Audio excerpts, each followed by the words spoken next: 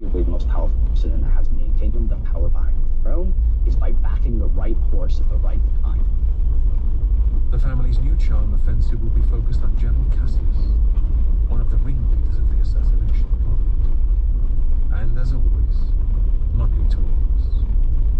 Cassius needs money fast because he knows that his enemies in Rome are going to come after him.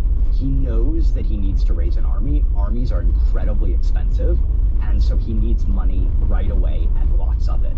So what Cassius does is he turns to the client kings in his sphere of influence, and he basically says to them, pay up.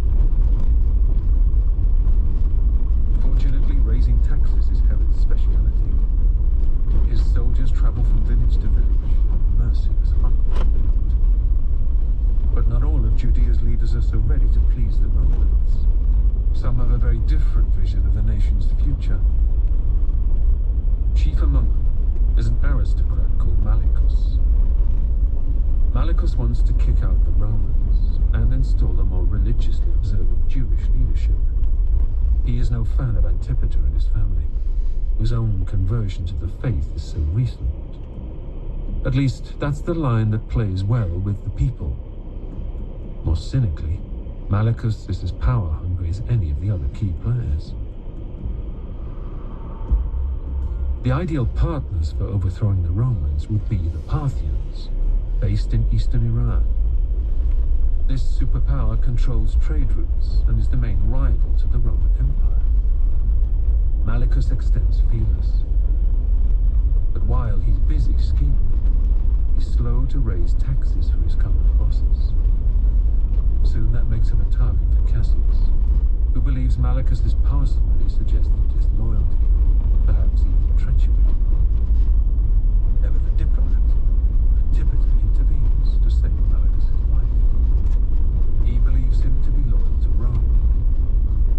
Antipater even helps make up the shortfall, paying some of Malicus's debt from his own coffers. He just wants to keep the peace. But it's a decision that will have terrible consequences. In 43 BC, Malicus invites Antipater to a lavish banquet. It is, he insists, the least he can do to thank him. 100 guests enjoy the finest wines and food in honor of Antipater. This banquet would have been quite the event. I mean, we should imagine a huge banqueting room, probably several rooms. Wine would have been flowing freely. Music would have been everywhere. Acrobats, gymnastics, juggling, poetry recitals, nice incense wafting all over the room. Probably a lot of people overindulging in both wine and food and maybe vomiting in the bushes. Probably a lot of also prostitutes were hired for the event. This is a great opportunity for Malicus because Antipater is going to have to drink at this banquet. To not eat, to not drink at this banquet would have been insulting. The banquet was for him. He was the guest of honor. Antipater relaxes. After all, there's a lot to celebrate. Malicus is now in his debt, and he's bolstered his own standing with the Romans, as well as that of his sons. Little does he know that Malicus has bribed a butler to slip something into his drink. As Antipater leaves the party, he feels dizzy and collapses in the street, unconscious. His heart slows, then stops altogether, thanks to the belladonna, deadly nightshade added to his mind. The toast to Antipater's health has ended up killing him, and he's been murdered by the very man whose life he saved.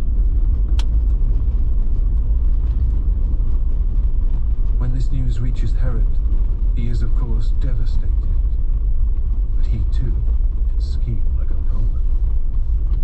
Herod invites Malicus to a meeting in the city of Tyre, pretending he has no idea that Malicus was behind his father's murder. Just like the previous banquet, Herod's get-together is a trap. Herod has now learned Roman ways. He understands that diplomacy is often duplicity. So he heartily greets Malicus and tells him that he is going to send on lesser officer to announce Malicus's way into the city.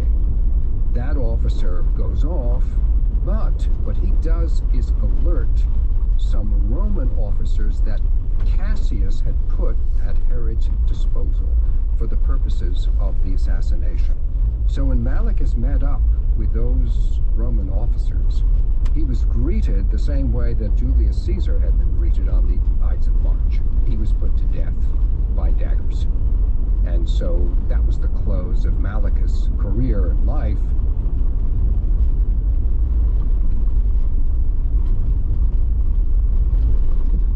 With his father's killer dead, Herod looks to the future. And at the top of his to-do list is taking the throne of Judea. He knows that his heritage will count against him. To many, the facts of his birth and upbringing means he simply cannot hope to fulfill the prophecy of the line of David. But he also knows that in this era, marriage can offer a shortcut to power. In fact, Herod is already married. His wife, Doris, yes really, has given him a son and heir. But he's permitted to take more wives if he wants to. He decides to bolster his standing by marrying a Hasmonean princess, a woman with impeccable Jewish lineage. Mariamne is the granddaughter of the high priest Hyrcanus. And when the deal is done, she is only 12 or 13 years old. Mariamne is the prize. Her father represented one side of the Civil War. Her mother represented the other. So to marry her, to be her husband, is really a statement about the importance of that husband. If you're her husband, you are the heir to the throne. Because Hyrcanus has no sons. His closest relative is this woman, is Mariamne. And that is the real importance of Mariamne. It's not necessarily just about her, it's actually really about who her future children can claim to be. Herod hopes that if Mariamne bears him a son, no one will question his right to rule. He banishes his first wife and focuses all his attention on his new bride and her family. They are well aware of how valuable both she and her potential offspring are to whichever man she marries. She's incredibly proud of her lineage. She knows her place. She knows her importance. And yet, at the same time, we do get a sense from Josephus that at least in their early years together, Mariamne and Herod seem at first to be quite a match. That he deeply loves her. Herod will have to wait 5 years for Mariamne to reach marriageable age. In the meantime, there are other deals to be brokered. Yet another Roman coup has led to another change of leadership. And this time, it's good news for Herod. Cassius has killed himself after a defeat in battle, and Mark Antony is now sharing power with two other triumvirs, Lepidus and Octavian. Herod and Antony go way back. They first met more than a decade ago, when Antony was a cavalry officer in Syria. They've remained good friends ever since. But while Herod has Antony's backing, he isn't the only ambitious up-and-comer in Judea. There is another upwardly mobile young man on the scene. His name is Antigonus.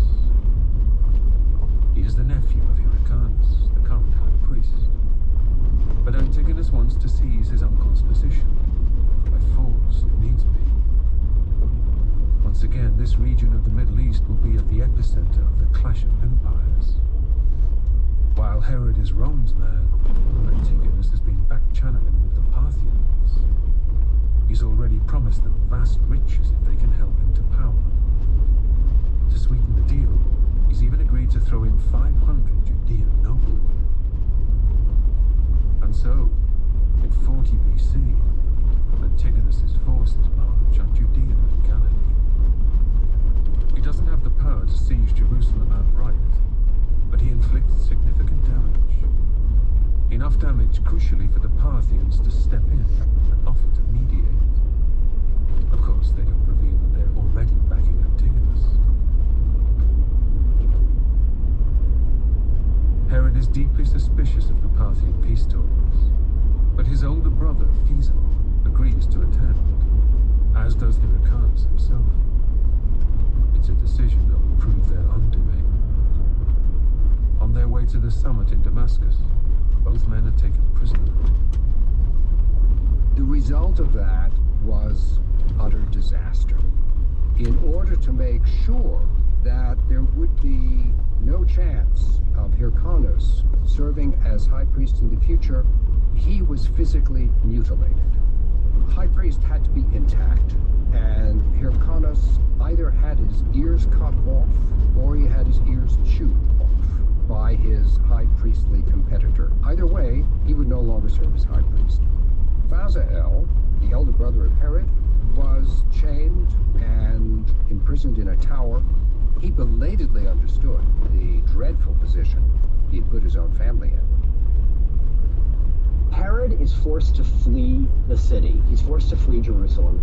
He doesn't know what's going to happen to him. His brother is in captivity. Hyrcanus is in captivity and has been mutilated and therefore can't be high priest anymore. Herod is public enemy number one. It's a penny drop moment. Parthians are coming to get him. As their troops pour into Jerusalem, Herod has mere hours to flee. It's the middle of the night when he makes his escape. He gathers his most loyal soldiers, along with what's left of his family, not to mention a number of the noble relatives and invaders.